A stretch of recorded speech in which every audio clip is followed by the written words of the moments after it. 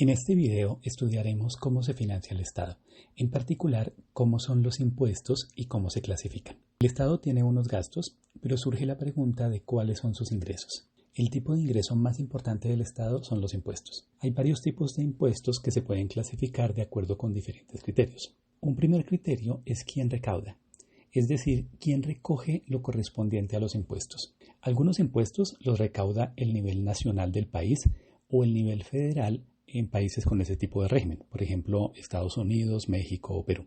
Generalmente, ese nivel recauda los impuestos a la renta y a la nómina. Eso quiere decir que el impuesto a la renta es el mismo independientemente de dónde viva la persona o dónde esté la empresa. Solo cambia de acuerdo con el nivel de ingreso o el tipo de actividad. Otros impuestos los recauda el nivel departamental o en los países federales los estados. Aquí hay más variación.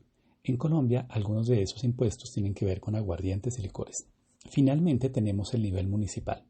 Los municipios recaudan el impuesto predial que grava las propiedades inmuebles, como casas, edificios, etc. Como son los municipios los que fijan el impuesto, puede variar según la ciudad donde se ubique la persona o la empresa. También se pueden estudiar los impuestos desde el punto de vista de sobre quién o qué recaen. En términos técnicos, eso se refiere a qué es lo que se grava. Algunos impuestos recaen directamente sobre la persona, independientemente de la actividad que realice. A eso se los conoce como impuestos directos. Un ejemplo de impuesto directo es el impuesto a la renta. Otros impuestos no gravan la persona, sino la actividad. Estos impuestos se conocen como impuestos indirectos. Cuando digo persona, puede ser una persona natural, o sea, un ser humano, pero también puede ser una persona jurídica, por ejemplo, una empresa. Finalmente, tenemos los parafiscales. Esos no son propiamente impuestos, son dineros que se recaudan de manera similar a los impuestos, pero que tienen otra naturaleza y buscan ayudar a un sector específico. Es más bien como si se hiciera una colecta para financiar a una entidad o para financiar obras destinadas a un sector o a un grupo. Por ejemplo, en Colombia, las empresas y los trabajadores hacían aportes a algunas entidades como el Instituto Colombiano de Bienestar Familiar o las cajas de compensación. Las cajas de compensación son organismos privados que realizan actividades de bienestar sobre los trabajadores. El Instituto de Bienestar Familiar realiza actividades para proteger a la infancia, pero los parafiscales destinados a esos fines no son impuestos. Los impuestos también se pueden clasificar de acuerdo con su efecto. Por ejemplo, podemos ver cuál es el efecto que tienen sobre la distribución del ingreso. En ese caso, nos concentraremos en si el impuesto afecta más a los ricos o a los pobres. Imaginemos que el impuesto a la renta fuera de 40% para los ricos y 30% para los pobres. Ese sería un impuesto progresivo, porque el porcentaje que pagan los ricos es mayor que el que pagan los pobres. Pero si el impuesto para los ricos fuera de 30% y para los pobres de 40%, tendríamos un impuesto regresivo. Y si el porcentaje de impuesto fuera el mismo para todos, tendríamos un impuesto proporcional. Observen que un impuesto proporcional no afecta la distribución del ingreso. Un impuesto regresivo la empeora, porque aumenta la desigualdad. Y un impuesto progresivo la mejora porque disminuye la desigualdad. La progresividad también se puede ver en las tarifas de los bienes y servicios que proporciona el Estado. En Colombia, las tarifas de los servicios públicos dependen del estrato socioeconómico del hogar. Se cobran tarifas más altas a los estratos más altos, es decir, los más ricos. Y eso permite financiar tarifas más bajas a los más pobres sin afectar la viabilidad financiera de la empresa. Los impuestos indirectos suelen ser regresivos o proporcionales, mientras que los directos a menudo son progresivos. Pero hay excepciones. En Colombia, el impuesto al valor agregado, o IVA, es un impuesto indirecto. A primera vista se pensaría que por ser indirecto es proporcional, porque no varía el porcentaje de acuerdo con el ingreso de la persona. Pero hasta hace poco, los bienes de consumo básico no pagaban IVA. Eso hacía que el impuesto se volviera más progresivo.